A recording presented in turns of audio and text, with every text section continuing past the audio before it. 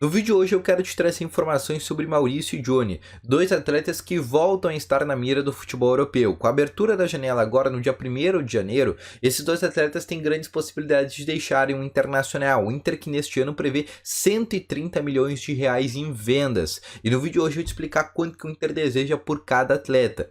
Além disso também vou te falar sobre Charles Arangues, porque no dia de ontem o presidente Alessandro Barcelos deu uma entrevista e foi pragmático sobre essa situação do chileno que novamente volta a ser cogitado no Internacional. E também quero te falar sobre Guilherme Marques, meio-campista de 31 anos que atua no Guangzhou City da China e volta e meia vem sendo especulado no Inter. No vídeo de hoje eu quero te explicar se realmente existe alguma negociação por esse atleta. Então só antes de começar esse vídeo, roda a vinheta.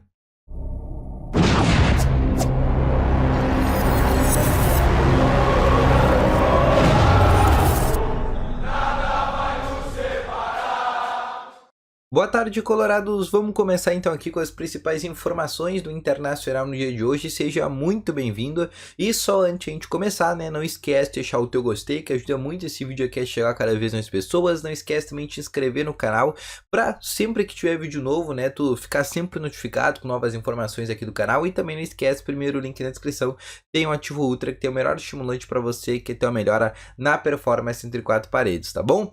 Sem enrolação, então, vamos então iniciar com as informações do vídeo de hoje. Eu quero te começar falando sobre Maurício e Johnny, dois atletas que ganharam muito destaque nessa temporada de 2022 pelo Internacional. No meio da temporada se tornaram titulares do Inter e jogadores que quando não jogava faziam o Internacional ter um bom decréscimo, e foram dois jogadores que se valorizaram muito no mercado europeu, principalmente o Johnny, por ter conseguido agora o seu passaporte europeu e ele conseguir andar em qualquer lugar do mundo com mínima dificuldade possível. Isso para uma negociação para nível Europa ajuda demais e também valoriza o atleta, e além disso o fato dele já ter sido convocado pela seleção dos Estados Unidos e por ser um estadunidense, que dá um tom de marketing a mais para esse atleta. Além disso também o Maurício, que é um jogador que tem um grande empresário, que é o André Kuric, que já fez uma das maiores vendas da história do Internacional, como por exemplo a do Roberto, e é um jogador que nesse momento também é um atleta que se valorizou muito nessa temporada, principalmente no final, onde se tornou um dos principais jogadores sub-20 da sua categoria.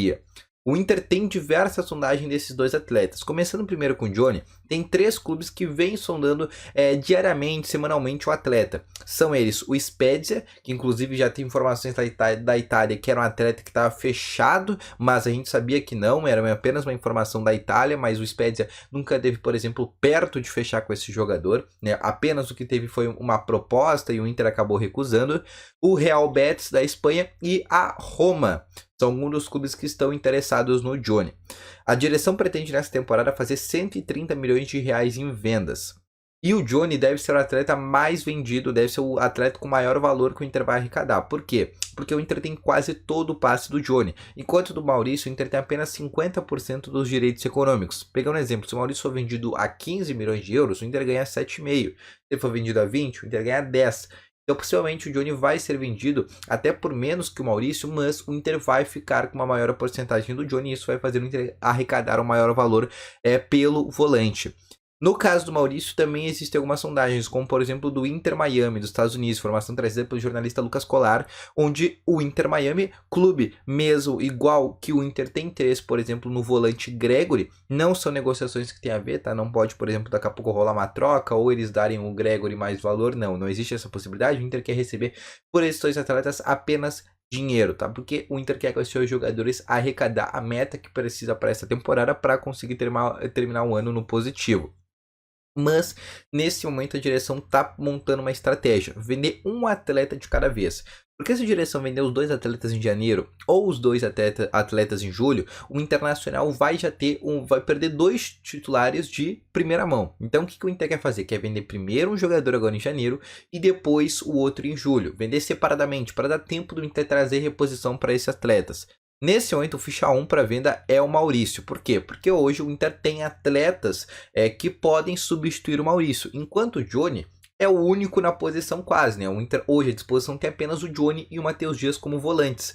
De resto, não tem nenhum outro no seu elenco ainda. A gente sabe que o Inter está atrás de volantes, mas no caso do Maurício, Caso, por exemplo, o Maurício saia, tem o Lucas Ramos, tem o próprio Estevão que está surgindo agora, tem uma outra contratação que ele vai acabar fazendo, tem o próprio Wanderson Pedro Henrique, né, que hoje está nessa disputa, tem o próprio Tyson que ainda está no Internacional, então tem outras opções, né, no caso do Maurício. No caso do Johnny não, tem apenas o Matheus Dias e aí o Inter fica sem nenhum reserva, né, lembrando que o Gabriel volta só a partir de maio, por isso que a ideia do Inter é vender apenas um atleta em janeiro e outro em julho, e o fichão agora é vender o Maurício, tá bom?